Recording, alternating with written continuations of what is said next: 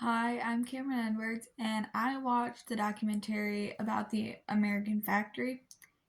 And some of the key takeaways that I had from this, some of the things I learned was one, these people work in very poor conditions. During a health test, there was many safety violations.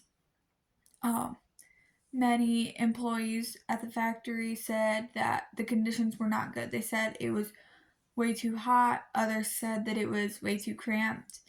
And one man who had worked in factories for many years got his first ever injury while he was working in this factory.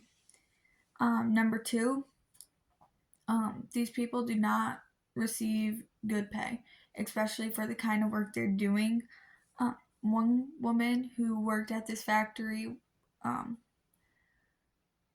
while it was previously owned by General Motors, she made $29 an hour, and now with the Fayao, um, she's only making $12.68 an hour.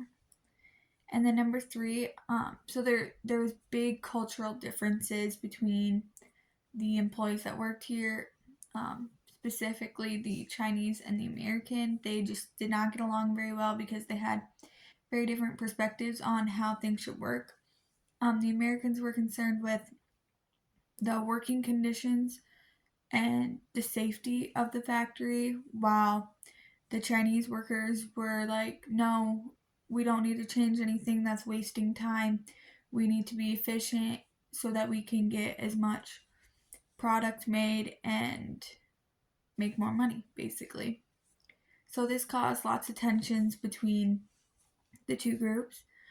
Um, the president of Fuyao was Chinese, and he actually said this: we need to use our wisdom to guide and help them because we're better than them. So I can only imagine how that made the American workers feel and how that increased the tensions between the Chinese and the American workers at this factory.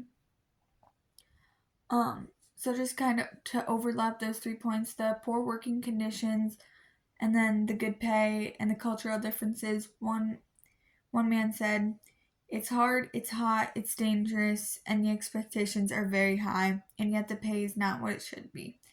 So that kind of just recaps how the working poor felt at this factory. So the social statuses at this factory were very lower class, which explains why they would work here because the pay was not good for the kind of work they were doing. Um, so basically, the people that don't have time or resources to go out and look for a different job were working here because they need the money. And then it was also a closed system here. The workers weren't moving up and down the ranks at this place. Um, Basically, if they weren't meeting needs, they were just fired.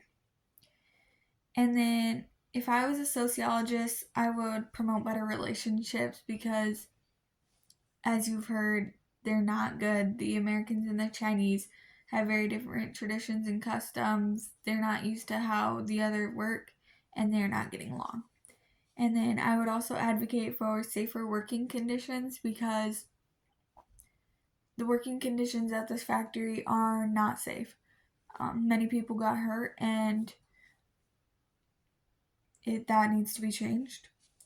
And then one thing I found interesting about this documentary was the workers at this factory, they really pushed for union involvement at first because of the poor working conditions and the pay, and um, they were protesting a lot, and then some even got fired for it. But ultimately, they decided against the union, which I thought was kind of surprising.